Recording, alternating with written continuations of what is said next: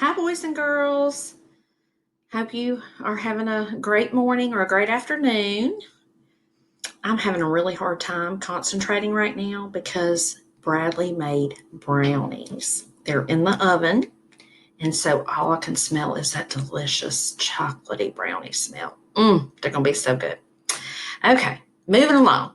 So, your assignments for April 29th are to read the story Mountains Surviving Mount Everest on pages 301 through 316.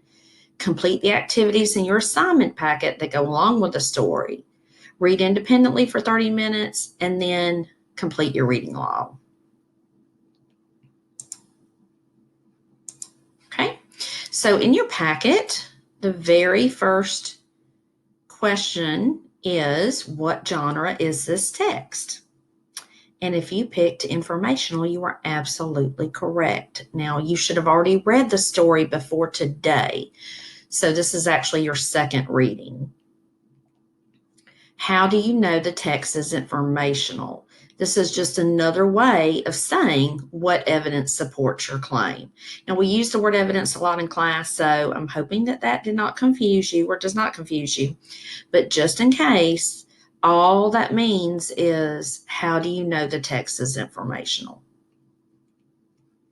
I know this is informational text because, and of course, we know that informational text includes lots of facts. So you would elaborate or go on about how this includes lots of facts about Timba and his journey to the top of Mount Everest. Number two, what text structure did the author use to structure the section What are Mountains on pages 304 through 305? Now, if you remember us learning about text structures in class, we focused on question and answer text structure, description, and problem and solution. And boys and girls, text structure is how the author sets up the text in order to teach us the information. So, yes, what are mountains is a question, and technically that is answered. But if you'll notice, that's not one of your answer choices. But by answering that question, the author teaches us what mountains look like and what the definition of a mountain is, which we already know. We're already experts at that because we've already learned about different land features, and one of those is mountains, of course. Okay, number three, write 3 character traits of Timba and provide evidence from the text to support each trait. And a character trait is a way that we describe a character. The only way we can describe them is based on their actions and what they say. I typed up just a couple here to help you guys out. The first one that I thought of was probably the first one I thought of, referring to Timba. I thought about everything that Timba does in this story. And the first thing that came to my mind was adventurous. He has to be an adventurous person to be able to go on an adventure, because climbing Mount Everest was truly an adventure for him. He had to take a lot of risks, a lot of climbing, a lot of doing a lot of things that were very dangerous in order to get to the top of the mountain. So my answer was, I know this because Timba is willing to take a risk by climbing a mountain that is over 29,000 feet high. And this, of course, is just one piece of evidence from the story. There's lots of different facts that I could have picked from the story to support adventurous. I chose this fact that was on page 303. I also put prepared, and it actually does tell us that he was prepared. On page 308, the author states that Timba was prepared and had to train hard. He had to make sure he had the right equipment to survive on the mountain. Of course, this is my part that I added here about he had to make sure he had the right equipment to survive on the mountain. So he had to be prepared. And then the third one, boys and girls, I'm going to leave up to you. There's just so many different character traits that Timba exhibits or shows in the story. So I know you'll do a great job with that one. Just make sure that you put your evidence. Boys and girls, you might get your evidence from one page, or you might get your evidence from a couple of different pages. That's fine too. Okay. Number 4, what structure is being used in the section Timba's Mistake on page 308? Now, just by looking at that title, Timba's Mistake, you can tell that he probably had some type of a problem. When we think of a mistake, we think of a conflict or a problem that is caused by our mistake. The answer here is problem solution. And I explained it, boys and girls, with the following. In this section, the author explains why Timba didn't make it up Mount Everest the first time he tried. So that was his mistake. He was not prepared. He didn't have all the right equipment, and he didn't go through enough training to be able to make it up the mountain. So his solution was to be more prepared and have the proper equipment. So he made it the second time he tried. And I could have gone on also to put more in there about how he did a lot of training. That was part of his preparation for his journey.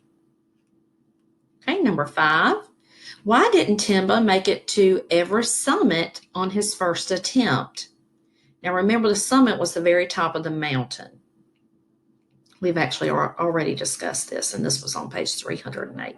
So make sure that you give an answer in a complete sentence using the information from the text.